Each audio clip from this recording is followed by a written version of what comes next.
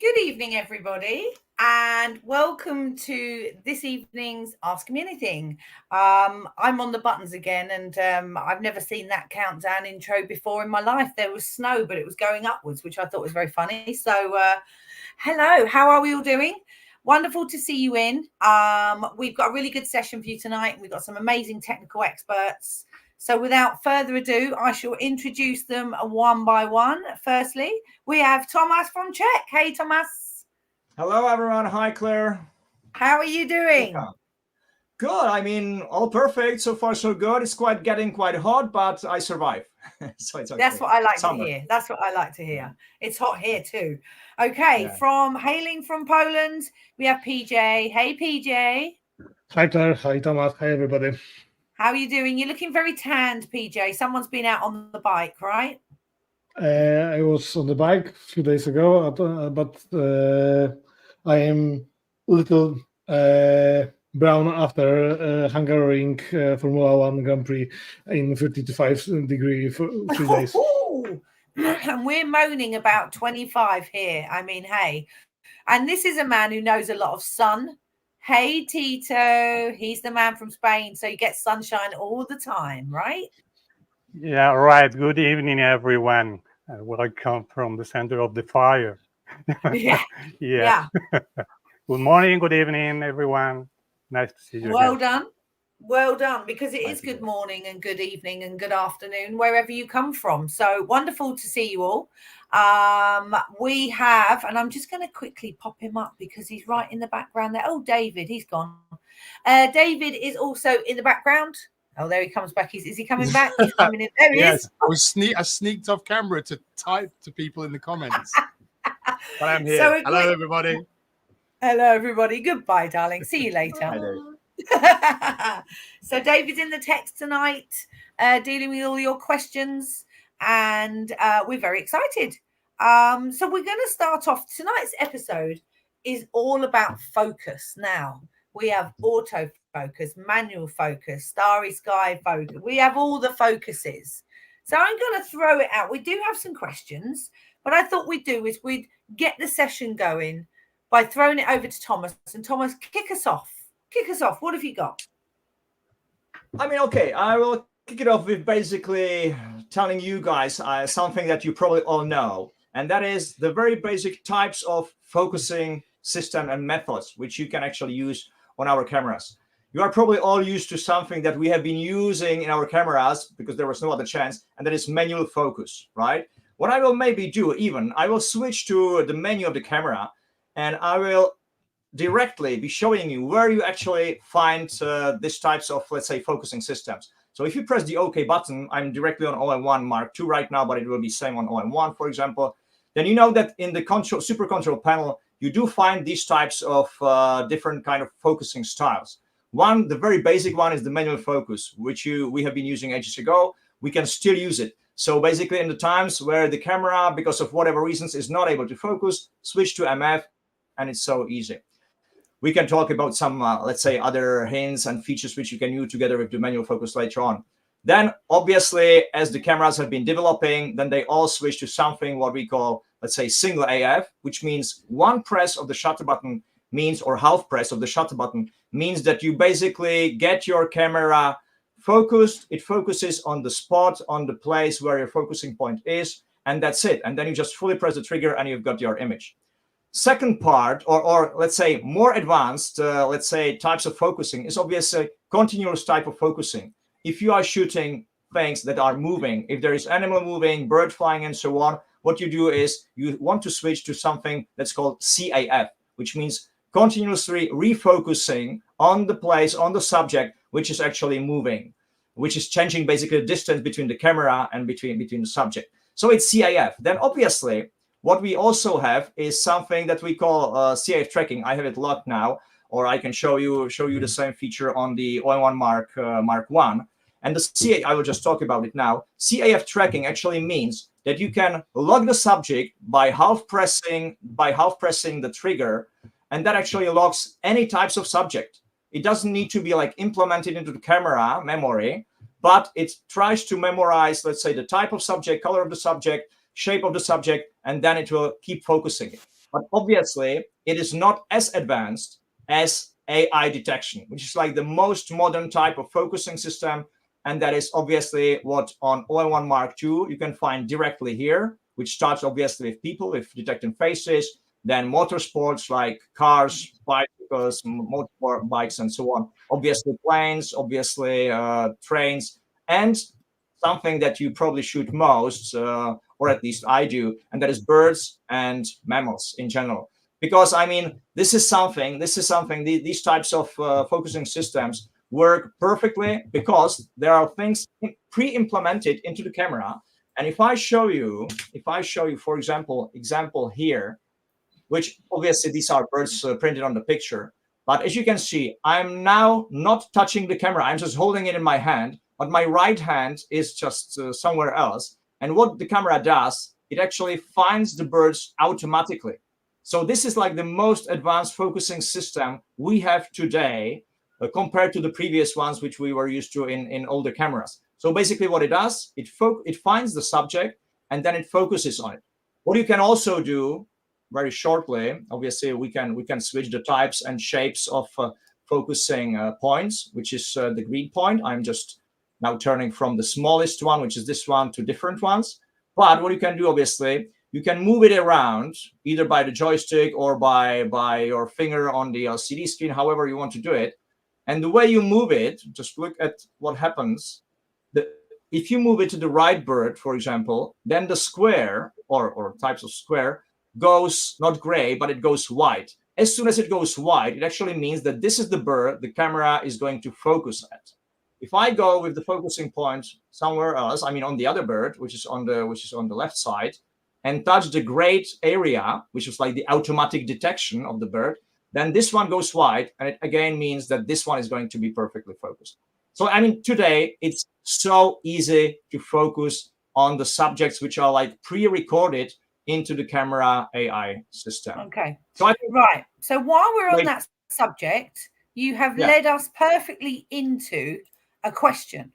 And I thought I would jump in there while we were there on that specific point. I was going through the questions. I've jumped forward a bit, but Mike Baines says, confused about focus confirmation when subject detection is on, get a white frame around the subject as expected, but sometimes also get a green box at a single point. What's the difference? Why both? And which should I pay attention to? So what I do is I make my box bigger so that if I'm jumping between two birds, I can just make one step with the joystick there rather than like two steps. It just jumps quicker if you use a larger box. So yeah, I mean, that's only the tip I would say, because using a single point takes a little bit further to get you over to the other side.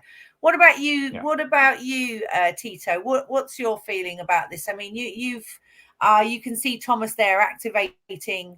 Do you use a smaller green box or a bigger green box to get from one to the other? Yeah, I would say basically the large green box is the AF area he's using to select, to select one bird or another one. The white box is saying, is identifying the bird. It's just saying, this is a bird. And you can change from one to another one. And the smaller one, the smallest green area, is confirming the focus on the eye.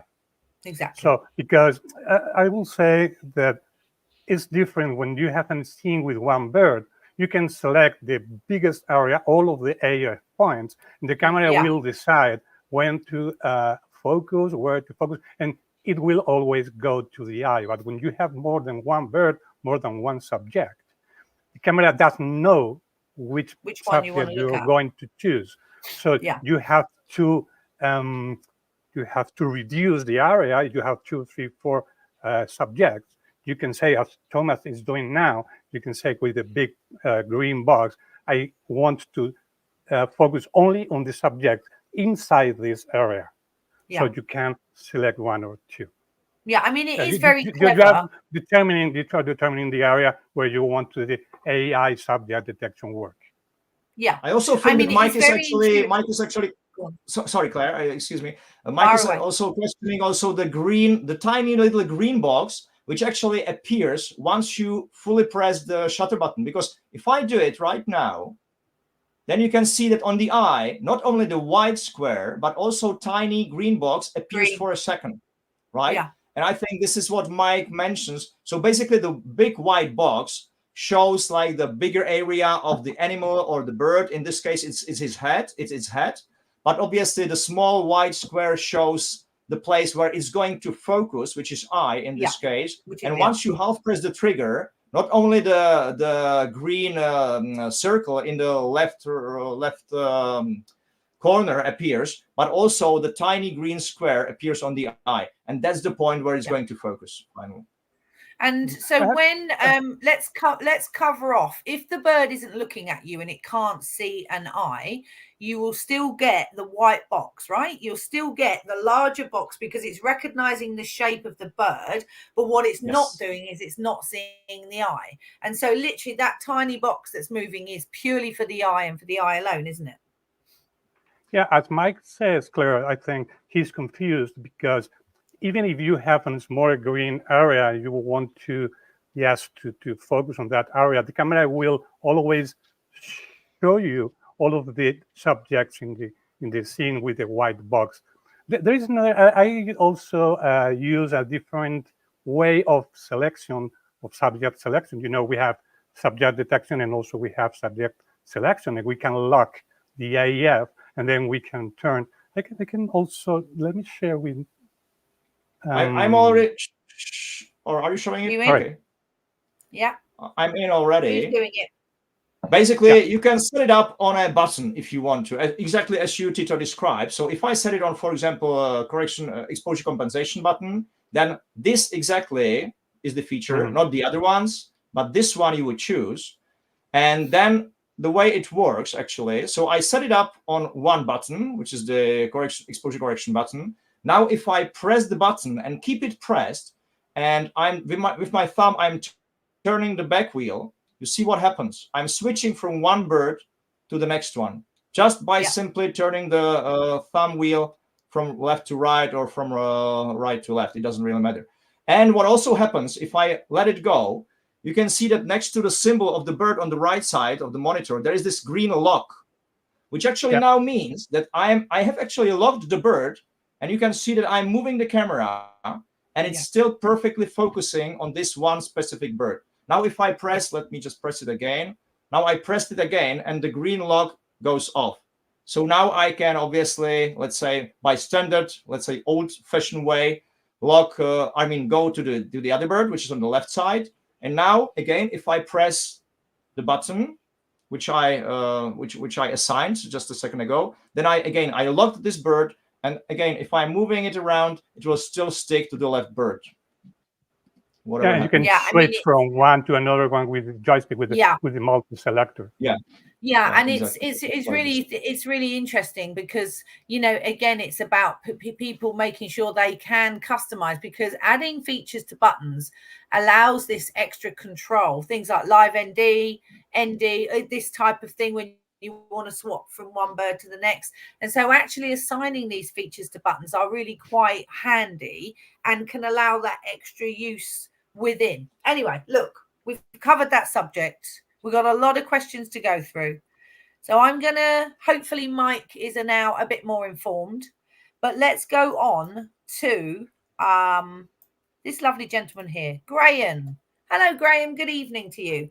When using focus peaking, is all of the peaked area in focus, or is it the leading or trailing edge as you manually focus? Does changing of the peaking intensity change the accuracy of the focused area? Well, changing the peaking intensity definitely doesn't improve the accuracy. It just shows where the focus is hitting, right? I would say it definitely doesn't improve it. Here we go. We have got, is that you, Tito, on that second screen? No, PJ. No, it's PJ.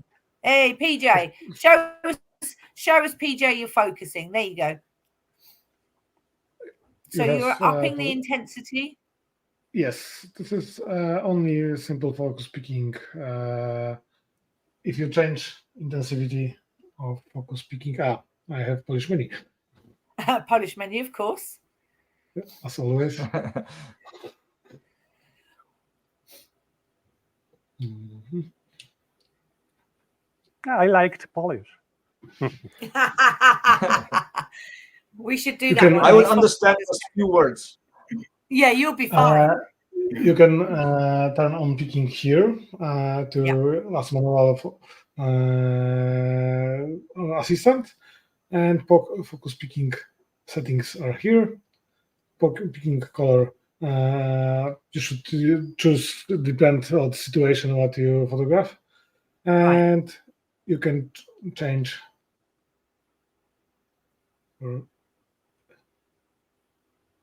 I change also color. Sorry. You changed the color. Yeah, I like the yellow, but yeah, outside it's very difficult with the yellow.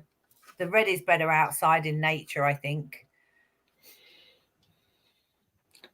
And now the speaking is more intensity than normal, but I think focus area is the same like in normal focus picking. This is only brighter and more intensity color. Yeah, that's all. Yeah.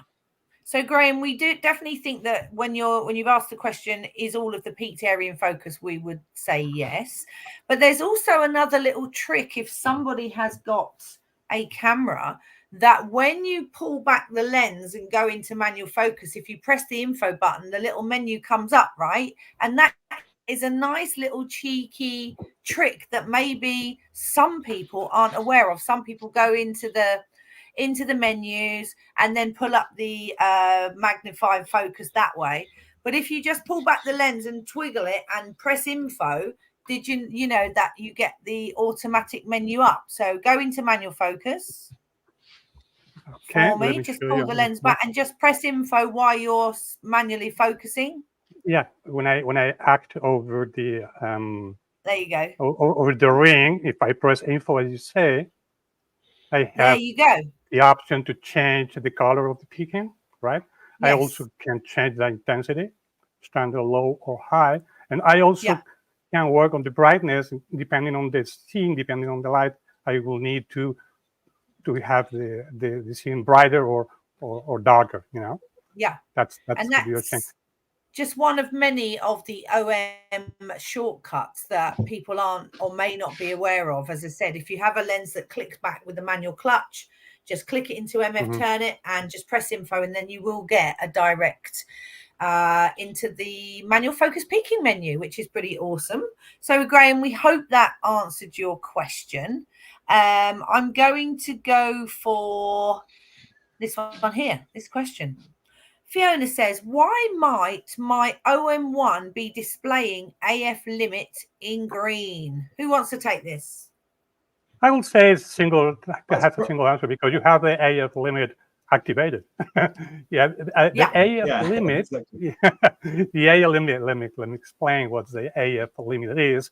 The AF limit is an option we have in our camera where, you know, when we work with telelenses, with very long lenses, in the lens by itself, they have a clutch where you can select the distance where you want the lens to work, long distance or shorter distance, to the foreground to the infinite, from 10 meters to infinite.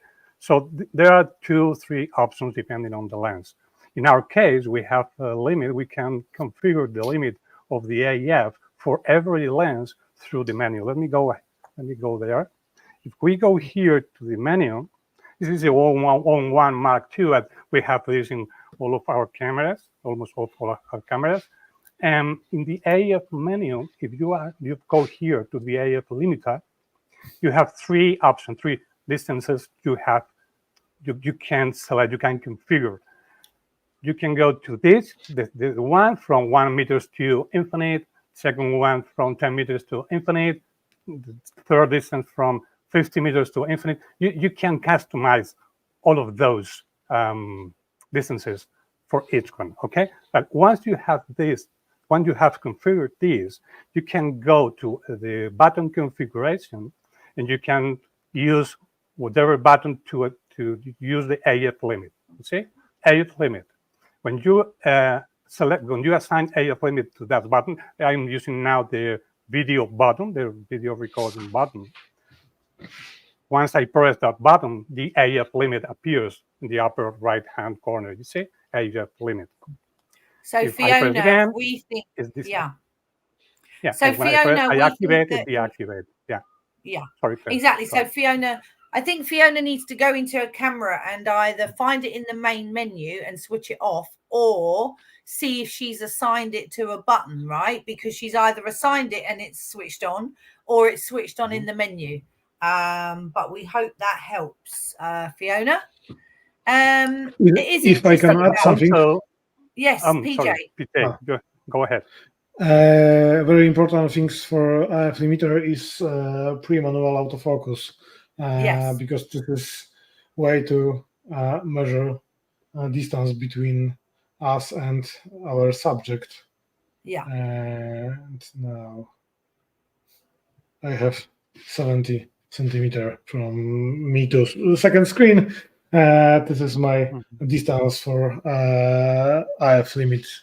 If you want set from hidings for shooting point to shooting point, you can use pre-manual focus to measure distance. You don't need to go with measure and check the distance manually. Yeah, I mean, that feature alone is such a fantastic feature, because why do we use AF limiter? Well, we use AF limit and limiter because if you have a subject that is a certain distance away and you're using a long lens, what you want it to do is you want it to jump straight to that furthest point away, or that you've added into the limiter, so it doesn't look at the distance between you and that first point. So it's much, much, much quicker to focus. And people that use it on long subjects really find that the focus really speeds up quite a lot. And so AF limiter, people think, oh well, I wouldn't use that, is actually really, really handy to use, isn't it, Thomas? What do you think? Yeah, I mean, there is also exactly what you say is 100% right. And also there is this type of photography where you want to take pictures of animals which are moving, or even birds in flight, which to me is like the most difficult type of photography in wildlife photos. So basically birds in flight, if you know that there is going to be a bird flying from a nest somewhere to the left side, and behind that bird there is, for example, a forest, like 200 meters away there is a forest, or there are some rocks, there are some other subjects. So you want to tell the camera, never focus on that farther distance, because obviously tracking the bird itself in the flight, in the motion, which is very fast, is very difficult for the camera, even though with AI detection it's much easier than it was before. But now still the camera can still sometimes focus on the farther away subjects. But if you tell the camera, never focus 200 meters, only focus from maybe 50 to 100 meters, then you are most probably getting the right shot. So meaning the bird will be always perfectly focused.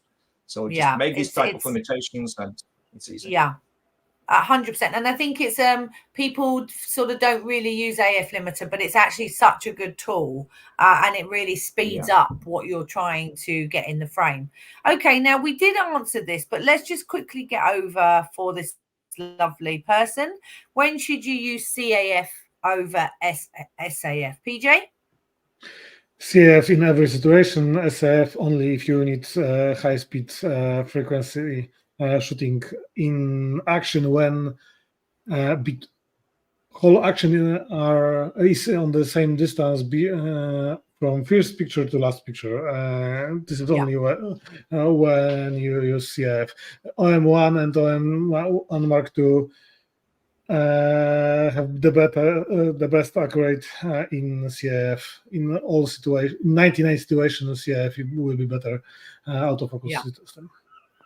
And what's really interesting with the latest cameras, of course, if you're using the higher sequential speeds, the camera will automatically select SAF. So if you're using 120 frames a second, the camera will automatically select SAF for you. If you're using the lower sequential speeds, like 16, 20 frames a second, the camera will select CAF. So it actually knows which AF is best for which sequential shooting numbers that you're using. So again, there's a little bit of a fail safe there, because you can't, CAF on 120 frames a second. It's just not there yet. So I hope that answers your question, Bashwell 39. We have another question from Ken Cox. Ken, I'm going to throw this over to you, Tito.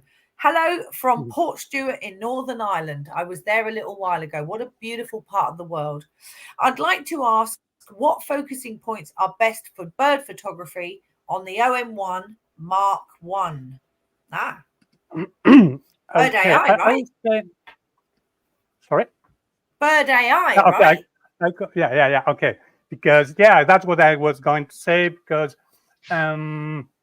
I will say, first of all, that the size of the AEF point, the AEF target, we have always said that depending on the subject, depending on a couple of things. But now with the AI, it doesn't matter. It's not so critical, because if you have a scene with one bird, you have all of the points and you use the subject detection.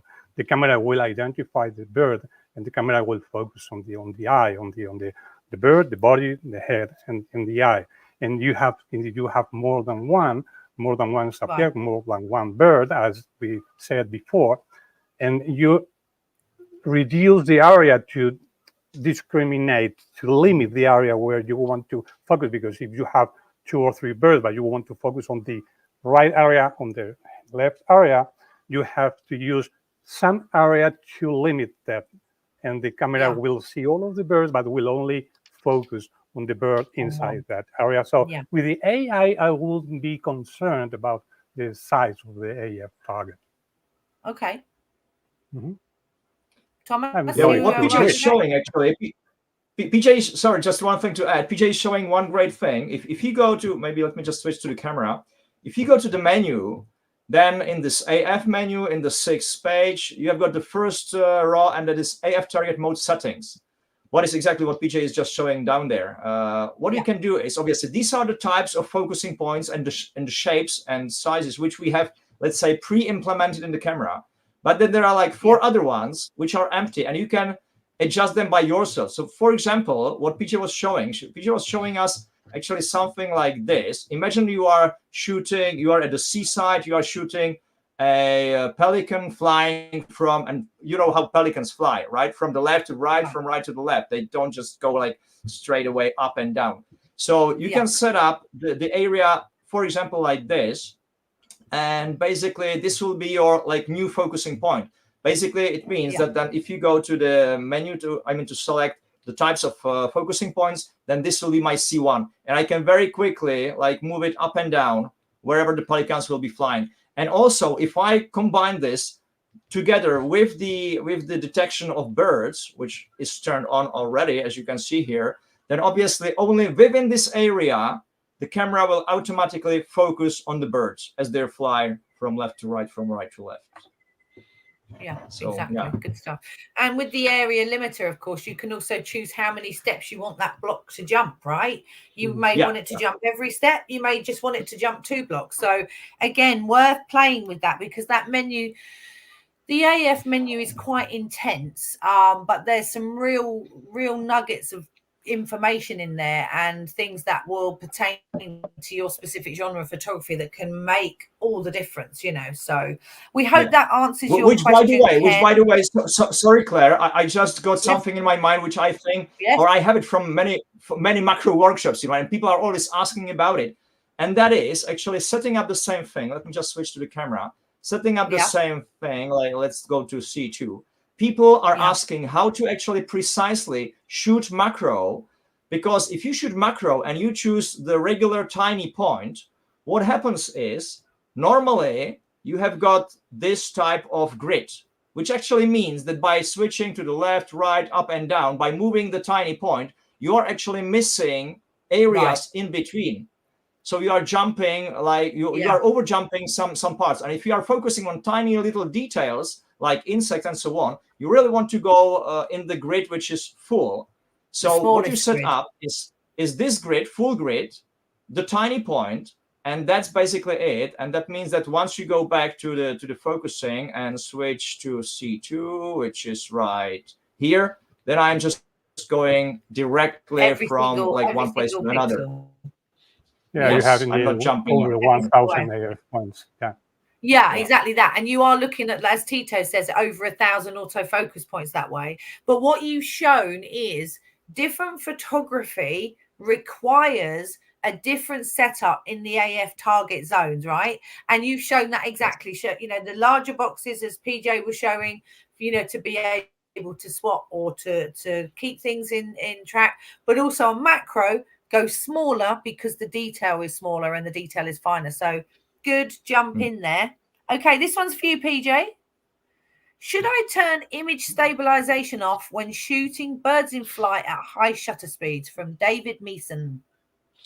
In my opinion, it depends of style of photographer, because I have my friend turn off whole stabilization in setup like OM1 with 150 to 400. I don't. This is depend. Of course, you can choose in menu priority of image stabilization over.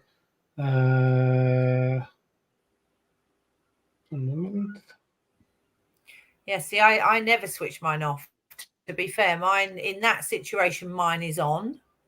I'm not sure why you would want to switch it off.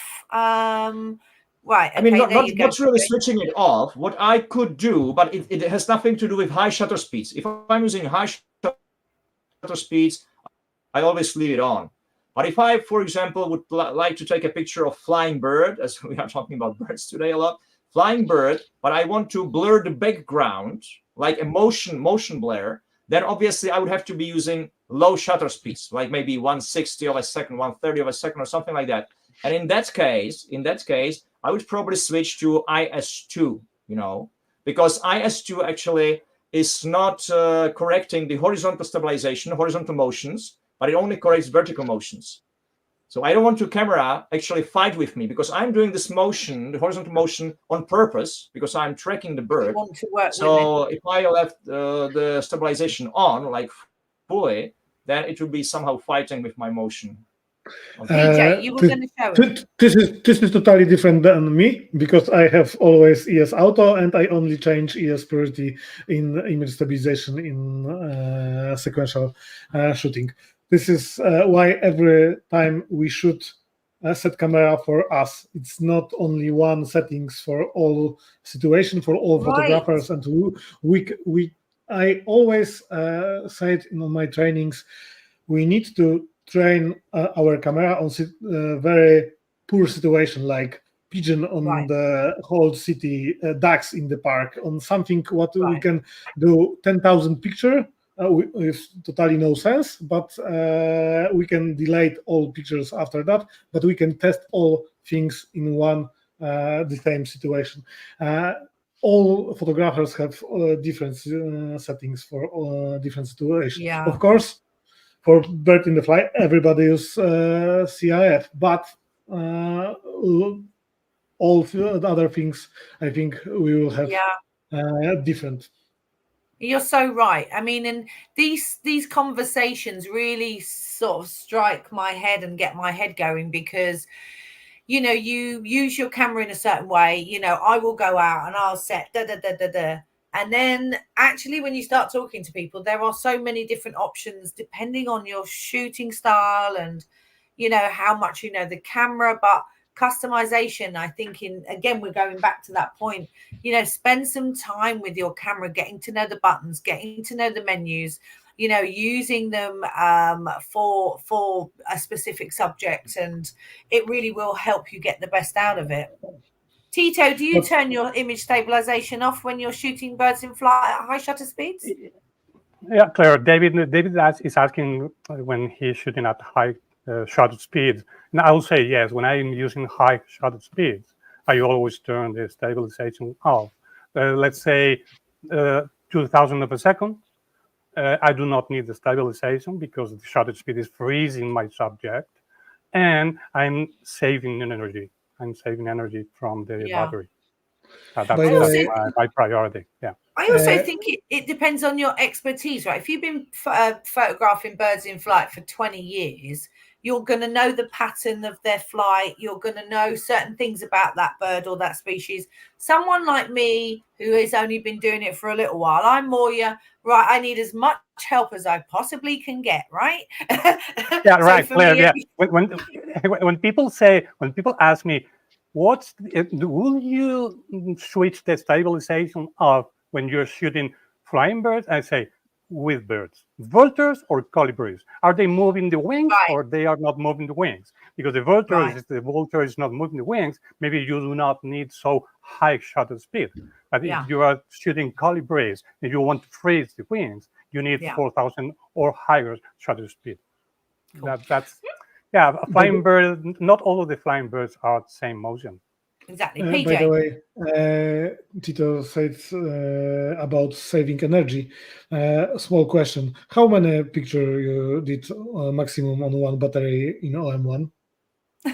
In my case, I have done over 3,000 pictures with one battery. 2 weeks ago on Formula One, 5,084, 845, 5,000. I have screenshot, and I have also 8% of battery after that. That's another question difficult to answer, because we have in our text, in our literature, we have ZIPA figures. 520 shots. Yeah, but in a very specific situations. As PJ says, it's not saying long exposure shots, because if you're taking a 6 minutes shot, you may probably will have just one picture with one battery, but you're shooting sequences, bursts, and you will probably shoot many more images. Absolutely. Okay, right. Let's get back to the topic. We're going to get straight back in with Tim. Tim asks, and I think we might have answered this already, but let's go for it, because he's not talking about AI. So let's talk about the small green, or the green autofocus area. Is there an area AF target mode recommended for specific birds, small versus large, especially when moving, or does it matter? Well, it does depend on the camera, firstly. If you're shooting OM1 or OM1 Mark II, of course, you've got bird AI. If you're shooting EM1X, it would have been bird AI, all square. Can't remember now. But if you have no bird AI, so let's take away the bird AI, I would be using 9x9. But again, it depends on the bird. If they're big wingspan, I would probably make my own shape for the bird. What about you, Tito? What do you think? I fully agree with you. When I use OM5, AM5 Mark III cameras with no AI, I love 9x9 for 2 reasons. It's good enough for tracking the bird, and also I have 9 points. I'm asking the camera to calculate only in 9 areas, not in 25. Yeah. So it's much better. My experience, I get better results with 9x9. Yeah. Well, 9x9 or even cross. Sometimes I use cross, but not bigger. I remember training years ago when we were all in Hamburg, and when the EM1X, maybe the EM1 Mark III, anyway, one of those bodies, the ultimate algorithm was the 3x3, wasn't it, at that time, right? For precision. Yeah, and also I will say that depending on the scene, because maybe you have a small bird or a bird who's flying far, but he's moving fast. So you need to cover a big area in order to not lose the bird inside the area. But if the bird is perched, maybe you can use a smaller one, and you can concentrate the focus on the head, on the eye. Yeah, it depends on the scene. But I think my best results are with 9x9 and cross AF target. Yeah. So I actually remember one of go on, Tomas. I actually remember one nice story with my one of the top ambassadors, who is wildlifer and birder, right? And we were actually shooting a bird flying towards us. We had, in that time, it was EM1 Mark II. Imagine, this is like ages ago, EM1 Mark II with no AI detection. And he told me what I should set up. So obviously I prepared the sequential shooting, CAF, continuous focusing. And then we were discussing what type of AF target I should use. And he said, okay, use the small one, not the smallest one, but the small one, really, like the tiny square. And I said, yeah, but then I'm not going to be able to focus properly on the head of the bird, right? Especially when it's flying. And then what happened? We just stood there and the bird was flying towards us. We both shoot with the same settings. Myself, I had 1 out of 9 images focused properly. And the photographer had like 8 out of 9. So most of them. And then we looked how he was really pointing at the bird. And because of his, let's say, years of experience, he was really capable of holding the AF target directly on the head of the bird, even though it was flying. So it's not only about the cameras and the technologies and stuff like that. It's also about our experience. So if we are capable of really keeping that tiny AF target on the bird flying, then the smaller the better. But obviously today we don't have to care. We have AI, right? Well, this is it. Experience and focus skills are a key factor. Absolutely. I want to, PJ has opened up the CAF sensitivity box, and while we've got it open, we've got time. So let's talk about CAF sensitivity. Okay, so most people, when it comes out of the box, your CA sensitivity will be on 0, right? If you have a clear line of sight between you and your subject, say a bird in flight, you can use +2 because basically there's nothing between you and your bird. You've got a direct line of sight, so you can have your CA sensitivity switched right up. But if you have something like maybe some grass, maybe you're trying to photograph some ducks and there's some weeds or some grass rolling between you and your bird, then you would turn your sensitivity down to -2. Yeah. Guys, anything to say on this, Tomas? No, actually, you are absolutely right. I mean, the more sensitivity you put on, which means +2 in this case, obviously the camera will react faster. So, which may be a positive thing sometimes, but it may also be negative. Imagine you are shooting, for example, a soccer match, and you are pointing with the camera at a specific player. But in the meantime, all of a sudden, there are some other players just running between you and the player we're focusing at, and the camera is so sensitive that it will automatically and immediately refocus to the other one, which is closer to the lens, obviously. Right. So, but this is exactly why it's there, so you can definitely like adjust it to your needs and to your subject that you are shooting at that moment. Yeah. And as I said, my general rule of thumb, if you have a clear line of sight, it's plus. If you don't have a clear line of sight, it's minus. Yeah. Yeah, absolutely. Everyone happy with that? Cool. Yes. Okay, we're going to jump straight in to John Millspow. I hope I pronounced that, John. What is the advantage of back button focus? Right, hands up who doesn't use back button focus. Oh, me. I use it, but very rarely. I use it rarely, but sometimes. Oh, so can you explain what does it mean what's the advantage of the back focusing? Because I don't see any. Yeah, when you've got AF on. Okay. The back. Okay. Focus. I was thinking about okay. BBF, we call it BBF, back button focusing. So Tito, do you use BBF? Yeah, I use very oftenly, and I use the AF on button always. Right, why? Yeah, because especially when I'm shooting motion, when I'm shooting action, when I'm shooting wildlife, and CAF, continuous AF, and sequence shooting, because I handle the camera, I have the AF on button permanently pressed, and I just use the release button to make sure that the camera is continuously tracking the subject while I have the AF on button. The only situations I do not use the AF on is when I use pro capture and when I'm shooting portraits, single shots and single AF. Sometimes I use the half press release button, but action, motion, CAF, and burst shots, I always use AF on, dissociated with the relays, always. What about you, PJ? Do you use back button The focus? Pro Capture actually does not even allow. No. Yes, No. I know. But sometimes I use also the AF on for focusing, to focus, and the house press button to activate the Pro Capture. The Pro Capture will not be activated if you don't have pressed the release button. Sure. I know.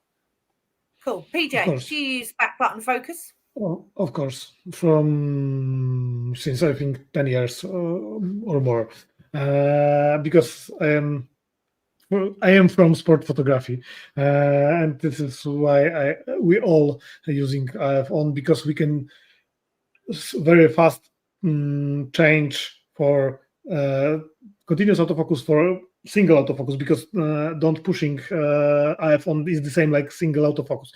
If you have situation on the car on the corner, and after that you have car on the straight, you want panning, you can don't press turn on, and you can only drive camera with car and panning in the same on the same shutter speed, and you can separate exposure from autofocus. In some situation, exposure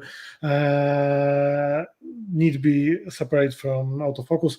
For example, if you have a situation when some part of scenes is dark and some part is bright, and your object will change this bright side for dark side, and you don't want refocus every time, because every big contrast scene with big contrast have give problems for more problems for autofocus, and in this situation you can don't press autofocus on. I use always autofocus. See, the thing is, I'm obviously missing out because I don't do back button focus. So there you go. John, we hope that has answered your question. Now, this is a very interesting one. I'm going to throw this over to you, Thomas. It was Hello curious from Southern India. Hello, this lovely gentleman called AJ says, hello from Southern India. I rely mostly on manual focus with my 60mm macro. Since any of the autofocus modes aren't really effective with live subjects, so we're talking about live insects, any recommendations for autofocus settings for insect photography? Wow, interesting, Thomas. I mean, yeah, true. If it's really live subject, which means like insect flying around, then we have to admit we still don't have AI detection for insect. Not jumping obviously will be very difficult to achieve, but maybe it depends. Thomas, if you're shooting dragonflies, you can use the planes. The AI planes. Yeah, it works. I was actually shooting them last, Thursday at a workshop, where we had a macro workshop with people, and we were actually shooting dragonflies in flight. And exactly, I was shooting this automatic with system. The helicopter. But anyhow, coming back to the questions, I think we have answered one crucial point, and that is you need to make the focusing point itself, focusing area, as small as possible. So definitely choosing the smallest point, which you can obviously then move from one place to another, which was also changing the grid, which we also mentioned. So change the grid so that you can really jump from one place to another step by step. Yeah. Also, second thing is with the 60mm macro, depends on what type of magnification you are shooting at. If you are shooting at the biggest magnification, obviously, then you probably have to stick most of the time to the manual focus anyhow, because as you know, there is this kind of roller on the side which you have to move. Then the kind of orange line goes to the biggest magnification, which actually means that it sets up the lenses to the biggest magnification. But then what you have to do, you have to move the camera physically to the specific distance when you actually see it in the viewfinder or on the LCD that is in focus. If you are too far away or too close, it will not be in the focus. So if you move to a specific distance with the 60mm macro with the biggest magnification, then you can still use even CAF, or autofocus system, and half press the trigger, because then it will focus perfectly. But as I say, you need to specify this distance between the lens and the subject. And I can imagine that if you're shooting live subjects, which can be jumping, whatever, then it's obviously more difficult. It will be easier with the 90mm, the new macro lens, because obviously, first of all, it has some stabilization built in, which cooperates with stabilization in the camera, so it's easier to hold it in your hand, even though it's a longer focal length. But obviously, the AF system in the 90mm is, let's say, bigger and faster. I mean, improved and faster than in 60mm macro lens. So it's easier for this type of, let's say, handheld shots. And also, your distance from the subject will be slightly farther away.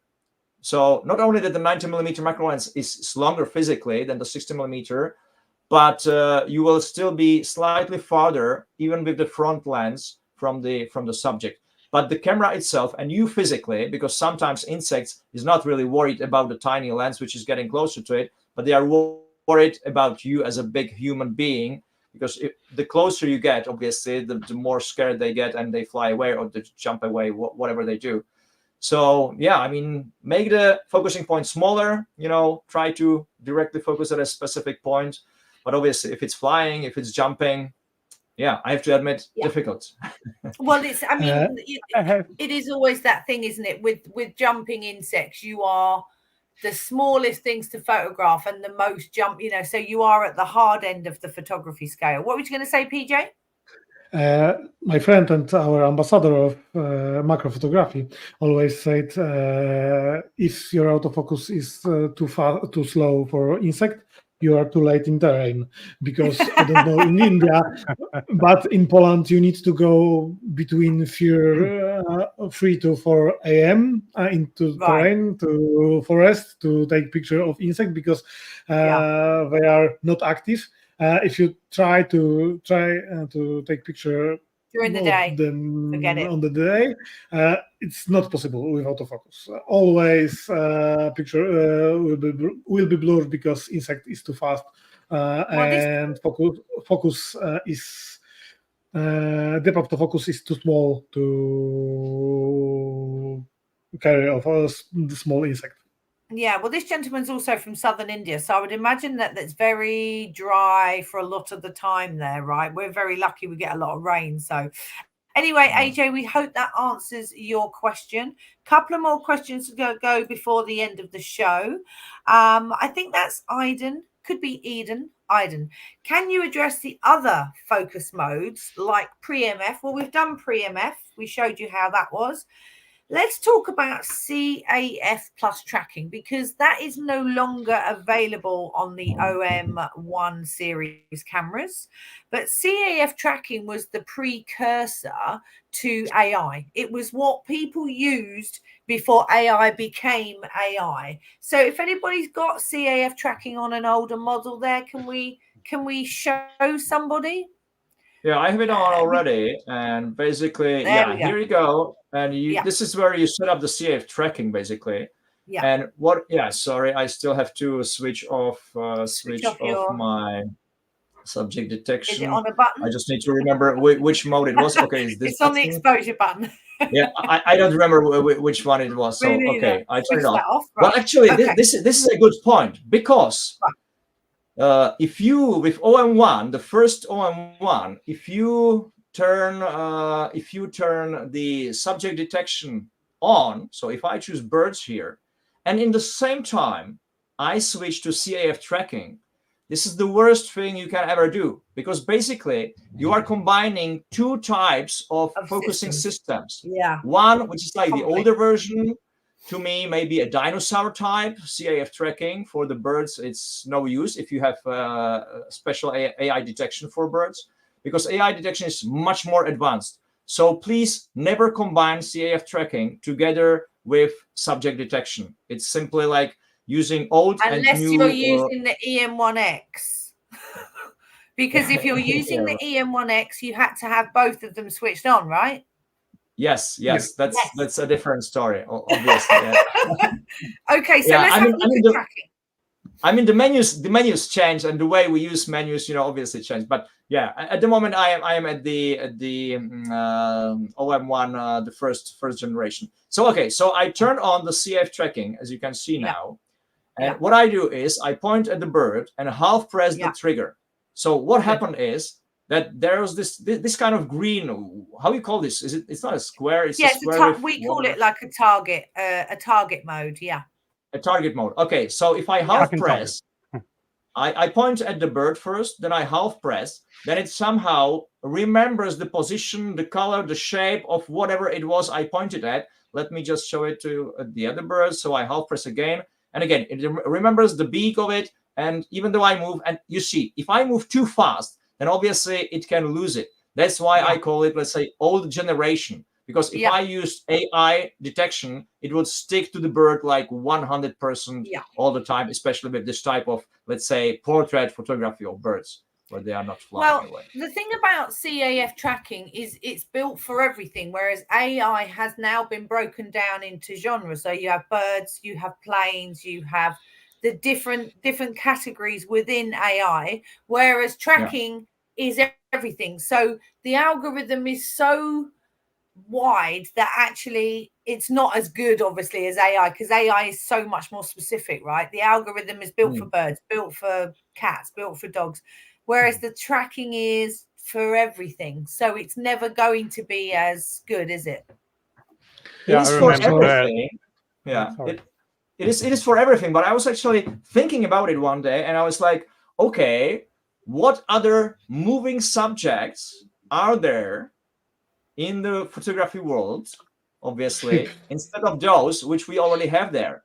Because obviously for sports, you would use our portrait mode, or the new one which we have in OM1 Mark II, which is also AI for people, basically. So that you would use for sports. Then you have got like moving motor, whatever, cars, bikes, and so on. So it's there already. Then planes flying, bro, what else is there? Then the animals and birds, all this moves. Yeah, not a lot left, is there? Boats. Yeah, there is this insect, we just mentioned insect, which is very wide variety of shapes and types, And that's just about it. You don't need CAF tracking for landscape, for architecture, so just boats. About this boat, this is not joke, because I got questions from one photographer who is official photographer of this speed racing boats, very expensive 3 lines boats, big one, and he asked me why you don't why no boat AI boat. Yes. I will say I find an interesting use of the tracking, because if you remember, the subject detection started with the EM1X, but with the EM1X, the CAF plus tracking was mandatory. The AI subject detection improved with the OM1, and we have the subject detection in all of the AF modes. I will say, I'm so sorry, but I will say the AF tracking, the CAF tracking, is still useful for lazy shooters who do not want to use the joystick to move the AF.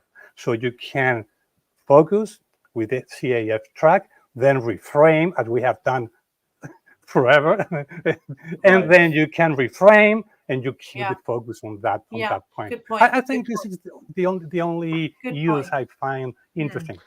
Okay, so let's cover that. The last one is Starry Sky AF. Well, we will be starting some Starry Sky and live composite sessions the week after next, or is it next week? Is next week Starry Sky? No, this week is bird.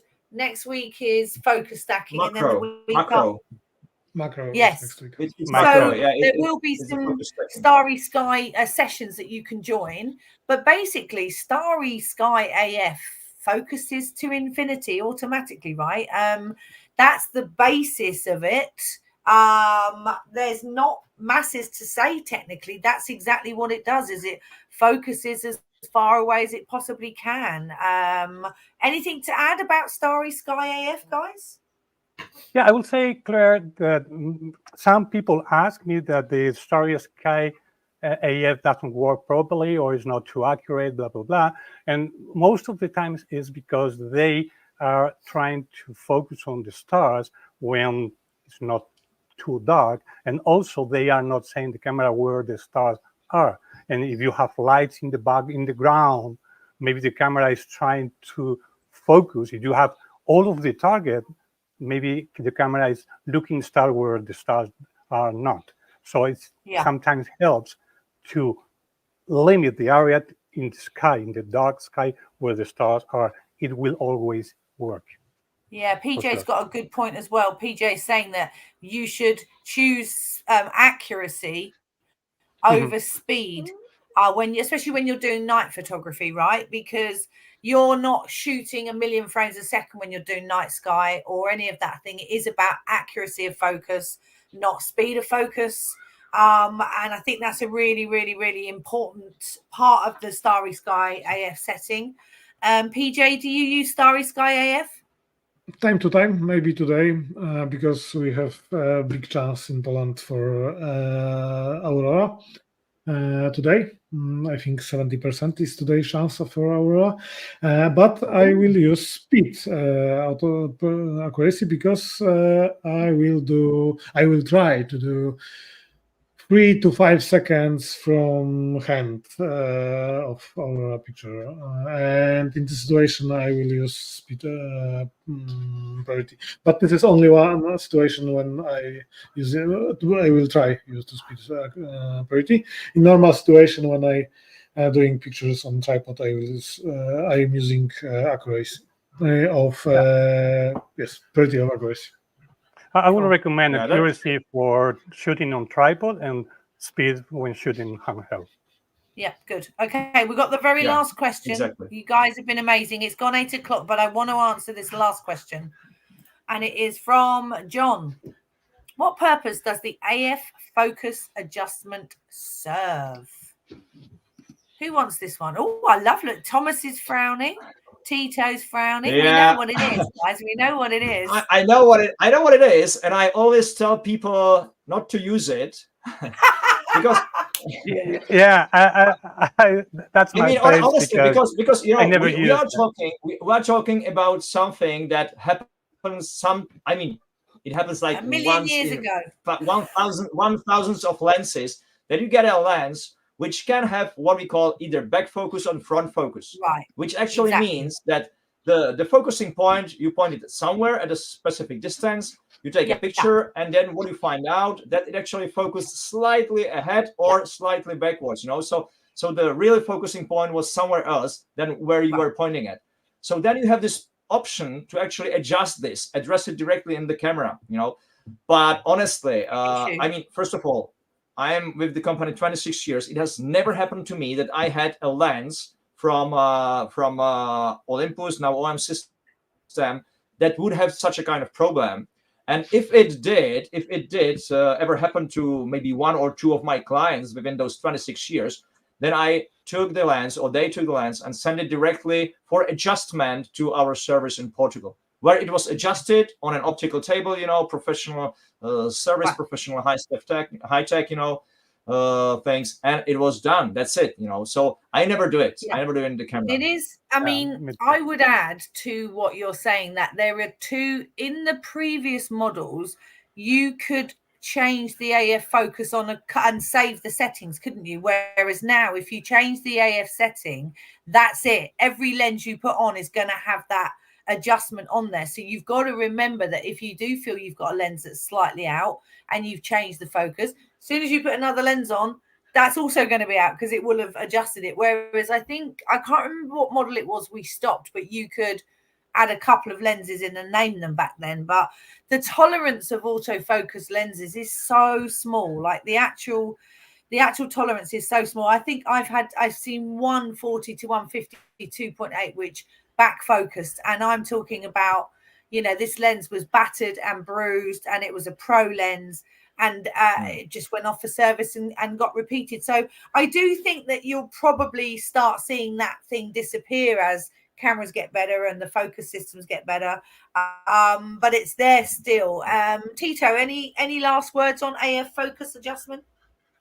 Yeah, I fully agree with Thomas, because the optics is so critical item, so critical technology that I trust our service much than my eye or my correction I can do. But obviously, this option, I have never used that. I do not recommend to use it if you don't know what you're doing. But maybe sometimes, yeah, because sometimes So maybe you true. have your lens has received some impact or very Right. small impact, and there is a thing called Scheimpflug effect where there is some distortion and you don't have the focus from the corner to the corner. Very, very, very critical, very, very small, and you can do those corrections. But honestly, as Thomas said, if I feel that my lens is not working properly, or after some time of use has changed the performance is worse, I will send it to the service. No doubt. Right. Last word. I am from on. PJ. I am only one who have client with OM1 and using focus adjustment in very specific situation, because if you modify camera for infrared or astrophotography and you have very weird filter inside on different dimension than original filter, of course this is not official modification. Time to time we need to use focusing adjustment, because infrared focusing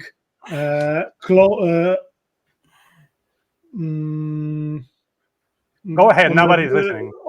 On a bigger distance than normal camera. This is only one situation, very weird when focus adjustment. And also, if you want to emulate a lens, baby lens. Right. Yeah. But like with anything, guys, remember to switch it back off, because it will affect every lens. And I've seen it before where people are like, oh, no, you've got this switched on. So, right, guys, we've done an hour and 10. I mean, the subject of autofocus, we literally could stay here for 3 or 4 hours. We will revisit this subject at some point, because it's one of those ones that you need to keep going back to. Some of the things we've covered, some we haven't. As I said, remember, we have got lots of lives going on over the summer school period. So please make sure you join some of these lovely gentlemen when they run their classes. You've also got Niels and Thierry and Mike Amico from the USA. So there's lots and lots and lots out there over the next coming weeks. And we are still massively planning our summer and autumn and winter Zooms and content and events. So if you're lucky enough to get over to one of our events, please come along. But I'd like to say a massive thank you to PJ. Thanks, PJ. Thank you. A big thank you to Tito. Thank you so much. It's my pleasure. And Thomas, thank you so much for joining us from Czech. You're all amazing. Thank you all, and hope to see you next Tuesday during the summer school in English, which will be about focus stacking, focus bracketing. Oh, yes, that's right. You're covering the English one for me. So, yes, next week Right. we've got Thomas doing the focus stacking and macro. So you've got everything in every language. It's going to be really good fun. It's a summer packs full of tutorials, and we've got Coffee with the Clares planning. We've got AMA next month. So pretty much everything to go. But I'd just like to say thank you all, guys. And thank you to everyone for watching and for listening. And we will be back very, very soon.